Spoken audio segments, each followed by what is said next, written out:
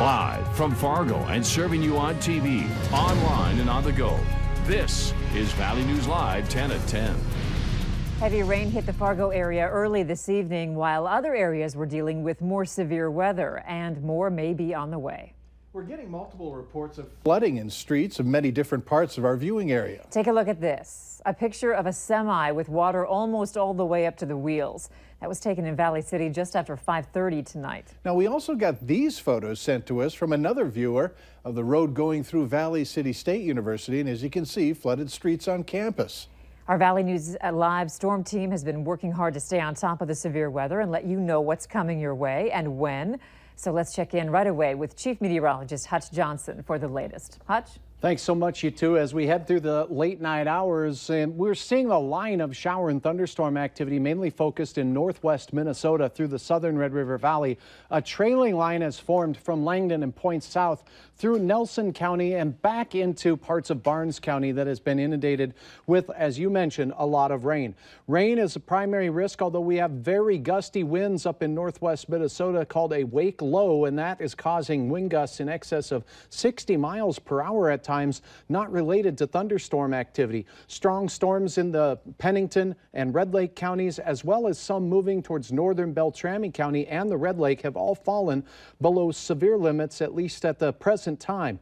Now, right outside the doorsteps of us here in Fargo, Skycam shows frequent lightning making its way into Fargo-Moorhead. West Fargo is seeing the activity first, as is the Hillsborough area, and we are going to be seeing very heavy rain and gusty straight-line winds with these storms. They're still showing some signs of rotation, and with that tornado watch in effect, we want to make sure everyone is aware of that risk. Now, we do have a flood advisory for portions of Barnes County, as well as far northern parts of Cass, Norman County, and Trail County. Also, Dickey and Lemoore counties dealing with that flood potential. There have been a trimming of the watch for our western counties of Stutzman, Dickey, and Lemoore. The tornado watch does remain in effect, though, for many of our Red River Valley counties. We'll continue to track the storms for you. We'll have an update on where they're at, where they're heading, and what their risks are coming up in a bit. And we'll look at that forecast for the remainder of our work week here in a few minutes. All right, thank you, Hutch. And make sure you have the Valley News Live Storm Team weather app so that you can keep up with the weather anytime, anywhere.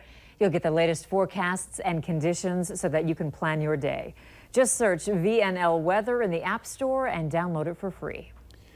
Beer cans underneath trees and in yards. People have come to expect this every time college starts in the fall. It's an ongoing issue every school year, but recently people have reached out to us wanting us to bring some attention to the problems happening in the neighborhoods surrounding North Dakota State University. Valley News Team's Cornelius Hawker talks to a man who says he's had enough. We're just watching TV that night, and all of a sudden I heard a bunch of hollering and screaming on the way by.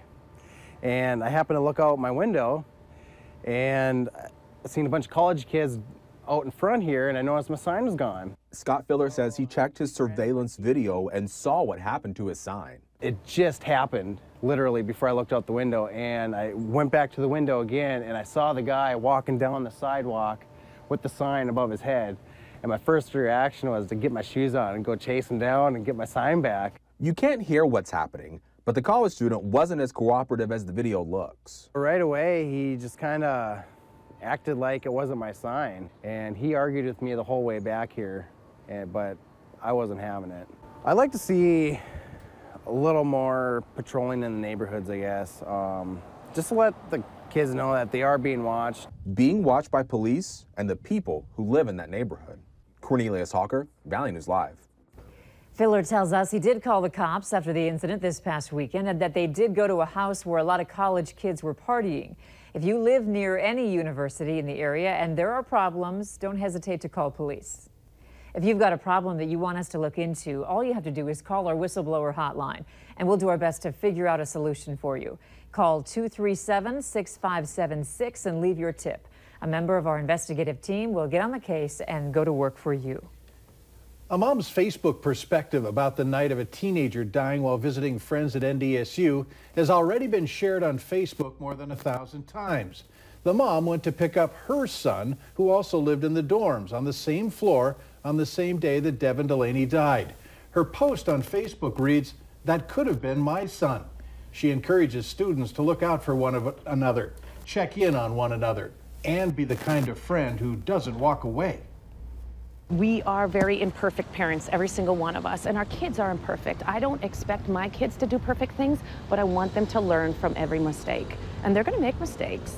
We just don't want them to be a life-changing mistake. The cause of the 17-year-old's death hasn't been released, although students tell us he was drinking with a group of friends. The BCI continues to investigate. A 3-year-old boy is dead after being run over by tractor tires. The tragic accident happened as the boy was riding with his father inside the tractor's cab. Authorities say the boy, Burke Henry, and his father, 39-year-old Joseph Henry, were traveling near Newburgh, North Dakota, late this morning in a John Deere tractor pulling a disc. Burke Henry was inside the cab when the left side door opened. He fell from the moving tractor and was run over by the left rear tires. Burke Henry was dead at the scene. We now know the name of the North Dakota man killed by a drunk driver. 58-year-old Alan Miller of Petersburg was hit head-on while riding his motorcycle last night near Larimore. A vehicle turned in front of him, causing Miller to be thrown from the bike. He was pronounced dead at the scene. State troopers arrested 43-year-old Paul Lilja of Larimore. He's facing a DUI charge. One man is dead after a motorcycle crash in a construction zone near Alexandria. It happened around 4 today near La Grande Township. The Minnesota Highway Patrol says that a 51-year-old man from Las Vegas was driving westbound on I-94 when the crash happened. Investigators say the man drove into the median and hit a barrier post, throwing him from the motorcycle. He then hit another cable barrier post and ultimately died from his injuries.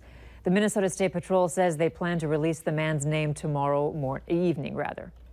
Tough talk from President Donald Trump today as he addressed the United Nations General Assembly for the first time. He discussed a wide range of issues, including sovereignty, security, and prosperity. But North Korea and Iran received the harshest criticism. Reporter Meg Oliver has our story.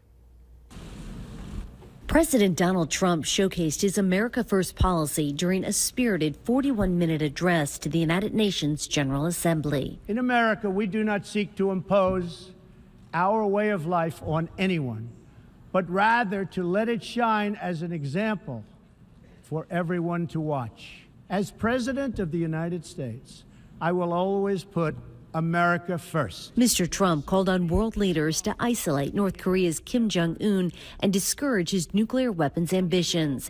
But the president also warned. The United States has great strength and patience, but if it is forced to defend itself or its allies, we will have no choice but to totally destroy North Korea. Rocket Man is on a suicide mission for himself. The president rebuked Iran for supporting terrorism and called the international agreement to freeze its nuclear program a one-sided deal. Frankly, that deal is an embarrassment to the United States, and I don't think you've heard the last of it, believe me. The president had tough talk for the leadership of the UN, demanding major reforms to the organization to make them more effective at stopping threats around the globe. It is a massive source of embarrassment to the United Nations that some governments with egregious human rights records sit on the UN Human Rights Council. The president did not mention Russia or its president, Vladimir Putin, who was not at the UN. President Trump met with a Russian foreign minister and hosted a reception for UN leaders tonight. More than 100 people are dead after a magnitude 7.1 earthquake rocked the central part of Mexico and the country's capital. Local TV showed images of a collapsed building and people using everything from heavy machinery to their hands to remove the rubble in the hopes of finding victims alive. The quake came less than 2 weeks after another left 90 dead in the country's south, and it occurred as people there commemorated the anniversary of a 1985 quake that killed thousands.